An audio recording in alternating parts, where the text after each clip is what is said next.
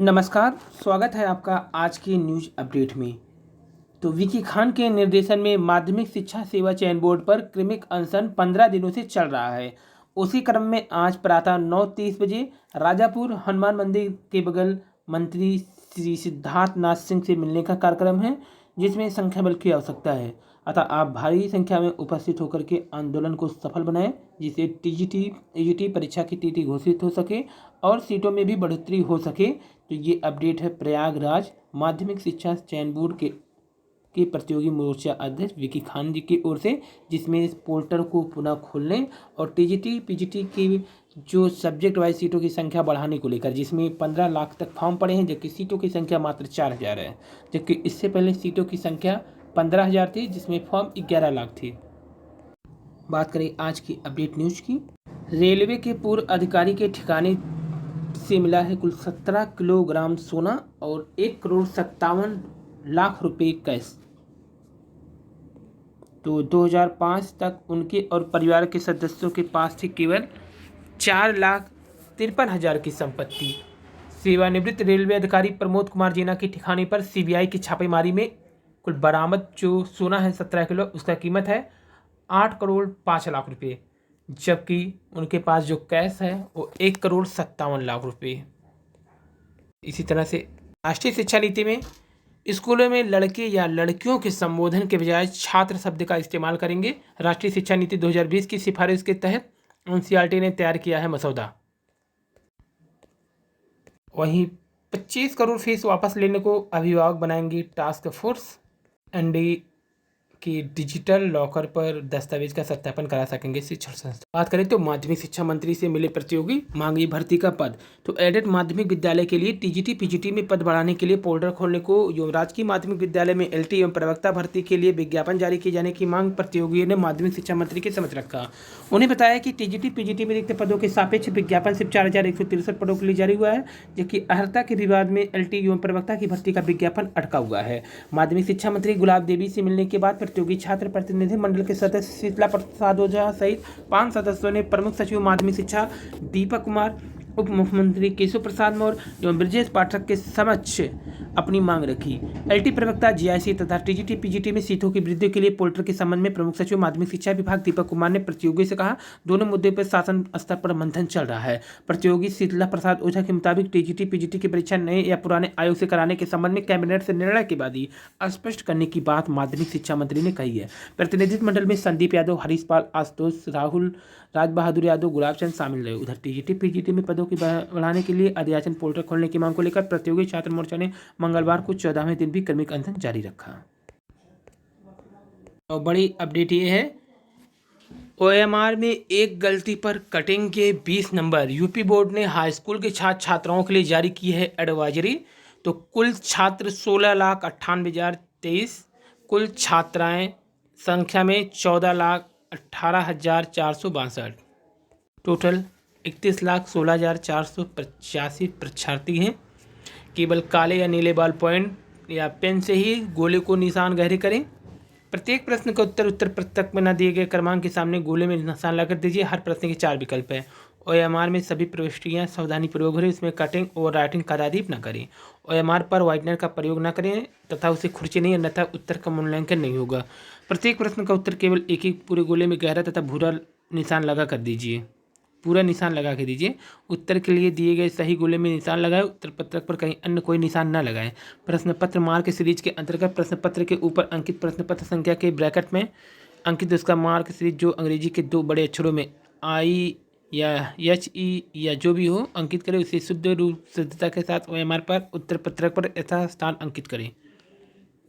तो वर्ष 2023 की हाईस्कूल बोर्ड परीक्षा में प्रत्येक विषय के प्रश्न पत्र में 20 अंकों की वस्तुनिधि प्रश्नों के उत्तर ओएमआर सीट पर अंकित किए जाने के संबंध में पूर्व दिशा निर्देश दिए गए। ये दिव्यकांत शुक्ल, सचिव यूपी बोर्ड। तो 20 अंक कटेंगे अगर आपने सावधानी नहीं बरती ओएमआर भरने पे। और भारत ने दिया दुनिया को हेल्थ मंत्र। स्विट्जरलैंड के दावोस शहर में जुटे दुनिया भर के लीडर्स का आह्वान करते हुए भारत के हेल्थ मिनिस्टर मनसुख मांडविया ने मंगलवार को कहा कि आप सब भारत से मिलकर दुनिया को एक स्वस्थ स्थान बनाएं। उन्होंने कहा, भारत सरकार हील इन इंडिया पहल के जरिए चिकित्सा पर्यटन को संस्थागत रूप दे रही है। हील इन इंडिया की पहल के जरिए चिकित्सा पर्यटन को संस्थागत रूप दे रही है। जो कि मेडिकल क्षेत्र में नवाचार, तकनीकी रोजगार के अवसर का सृजन करेगी। और बड़ी खबर यह है, सीटीटी में 2.5 लाख लेकर कराते थे नकल। मेरठ एसटीएफ की टीम ने सीटेट परीक्षा को लीक कराने वाले गिरोह ने 13 जनवरी को हुई सीटेट परीक्षा में सेधमारी की थी।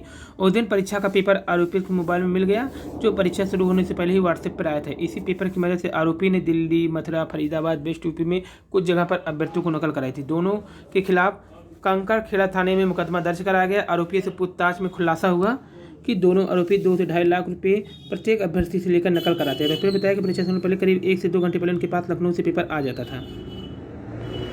और शिक्षकों को माह का प्रथम दिन मिलेगा वेतन, माह के पहले दिन ही। तो स्कूलों को शासन के निर्देश का है इंतजार। फीस को लेकर उच्च न्यायालय का निर्णय अभिभावक को खुशी देने वाला है। कोरोना काल की बात थी, बिना पढ़ाई ही फीस वसूलने का मैटर पर कोर्ट से अभिभावक को राहत। और शिक्षक को निकालने के मामले ने तूल पकड़ा। दिल्ली विश्वविद्यालय के शिक्षक के एक निकाय ने कॉलेज में काम करे तथा शिक्षक को बड़े पैमाने पर हटाए जाने के खिलाफ कुलपति योगेश सिंह को पत्र लिखा, न्याय की अपील की। कोर्ट ने जाति रैलियों पर मांगा जवाब। वहीं चीन में 50 वर्षों की दूसरी कम आर्थिक वृद्धि, कुल 3% रही चीन की आर्थिक वृद्धि दर, जो कि 8.1 थी GDP वृद्धि दर 2021 में। नौकरी बाजार में पिछले वर्ष स्थिरता रही है। वहीं अटल आवासीय विद्यालय में पढ़ाई नए सत्र से होगा। शिक्षा पर मेहरबान होगी केंद्र सरकार, बजट में खास घोषणा कर सकती है सरकार। शिक्षा से जुड़ी योजनाओं में बढ़ोतरी का भी दबाव। वहीं सीटी और नर्सरी एनटीटी में प्रशिक्षण प्रवेश 20 से होगा। पहली बार प्रायोगिक परीक्षाओं की कंट्रोल रूम से हो रही है निगरानी। 6 साल बाद हुई लिपिकों की भर्ती, 19 में से 18 पद खाली। तो सहायता प्राप्त माध्यमिक स्कूलों में 6 साल बाद क्लर्क की भर्ती हुई, लेकिन अब भर्ती न मिलने के कारण योग अधिकतर पद खाली रह गए। प्रयागराज में 19 स्कूलों में कुल लिपिकों की 19 भर्तियों में भर्ती के लिए आवेदन मांगे गए। भर्ती के लिए अनिवार्य हिंदी और अंग्रेजी टाइप टेस्ट में एक अभ्यर्थी के बाकी सभी फेल होने के कारण मात्र एक पद पर ही चयन पूरा हो सका। 18 पद खाली चले गए। वहीं यूपीएससी 31 जनवरी को जारी करेगा विज्ञापन, नई वेबसाइट पर सूचना अपलोड। तो 31 जनवरी को जारी करेगा विज्ञापन। 15 दिन पहले बताने को कहा था यूपीएससी ने, वो अपने काम को पहले 15 दिन जानकारी दे दिया। उत्तर प्रदेश लोक सेवा आयोग यूपीएससी साल 31 जनवरी को 5 विभागों में 15 पदों पर भर्ती के लिए विज्ञापन जारी करेगा। 5 विभागों में 15 पद के लिए आयोग ने पहली बार किसी भर्ती का विज्ञापन जारी किए जाने के 15 दिन पहले इसकी सूचना दी। इससे भर्ती को सहूलियत होगी। पहली काउंसलिंग में खाली रह गई आयुष की 2355 सीटें। और पीसीएस के विज्ञापन देरी से बदलाव की आहट। मुख्य परीक्षा से वैकल्पिक विषय हटाए जाने की मांग को लेकर अभियान जारी रहेगा। तो पीसीएस 2023 की प्रारंभिक परीक्षा 14 मई को प्रस्तावित है। उत्तर प्रदेश लोक सेवा आयोग यूपीएससी ने अब तक का परीक्षा विज्ञापन जारी नहीं किया। इस बीच प्रतियोगी छात्रों ने पीसीएस मुख्य परीक्षा से वैकल्पिक विषय हटाए जाने की मांग को लेकर सोशल मीडिया पर अभियान तेज कर दिया। विज्ञापन विलंब होने के कारण अब चर्चा हो गई कि पीसीएस 2023 से मुख्य परीक्षा में बदलाव हो सकता है। तो सीधी पदों पर भर्ती के लिए 15 पदों पर भर्ती के लिए 31 को है विज्ञापन आ गया। वहीं बात करें तो शिक्षकों के चयन के लिए उत्तर प्रदेश शिक्षा सेवा चयन आयोग का गठन हो जाएगा। आयोग को गठन के लिए सरकार बजट सत्र में उत्तर प्रदेश शिक्षा सेवा चयन आयोग विधेयक 2023 पारित कराएगी। बेसिक, माध्यमिक, उच्च व तकनीकी शिक्षा संस्थानों में शिक्षकों भर्ती के लिए प्रस्तावित इस एकीकृत आयोग में अध्यक्ष सहित कुल 11 सदस्यों को राज्य सरकार की ओर से नियुक्त किए जाएंगे। तो 11 सदस्य एकीकृत अध्यक्ष सहित। तो यहाँ पे आयोग का अध्यक्ष भारतीय प्रशासनिक सेवा का सदस्य हो या रहा हो, जिसने राज्य सरकार के प्रमुख सचिव या समकक्ष पद धारण किया हो, किसी विश्वविद्यालय का कुलपति रहा हो, किसी विश्वविद्यालय का न्यूनतम 10 वर्ष तक आचार्य रहा हो, उसके पास कम से कम 3 वर्ष का प्रशासनिक अनुभव रहा हो, अध्यक्ष का कार्यकाल 65 वर्ष की आयु तक या 5 वर्ष तक जो भी पहले हो रहेगा। वहीं सदस्य पद ऐसे लोगों को नियुक्त किया जाएगा जो भारतीय प्रशासनिक सेवा के सदस्य रहे हों, जिसने राज्य सरकार के अधीन सचिव पद कोई अन्य समकक्ष पद धारित किया हो। एक सदस्य न्यायिक सेवा जिला न्यायाधीश स्तर का होगा। और सदस्यों का कार्यकाल भी अध्यक्ष के समान प्रस्तावित है। बीते दिनों उच्च स्तरीय बैठक में मुख्यमंत्री योगी आदित्यनाथ ने शिक्षक भर्ती के लिए एकीकृत व्यवस्था की जरूरत बताई थी। उन्होंने निगमित निकाय के रूप में उत्तर प्रदेश सेवा चयन आयोग के गठन का निर्देश दिया। अब यूपीएससी अब घर बैठे डाउनलोड कर सकेंगे पीसीएस परीक्षाओं का प्रश्न पत्र। तो सीटेट परीक्षा लीक मामले में मेरठ से 2 गिरफ्तार। आरोपियों ने 13 जनवरी को पेपर लीक कराया। परीक्षा से घंटे पहले मोबाइल पर मिला था पेपर। 2.5 लाख लेकर के कराते थे नकल। मेरठ एसटीएफ को बड़ी सफलता मिली है। आरोपियों के मोबाइल से जो पीडीएफ बरामद किए गए हैं 2 से 2.5 लाख रुपए की रकम देकर खरीद रहे थे और यहाँ दिल्ली एनसीआर इलाके में मोटी रकम पर बेच रहे थे। ये तो अभी पकड़े गए हैं। कई ऐसे भी होंगे जो भी पकड़े भी नहीं गए हैं।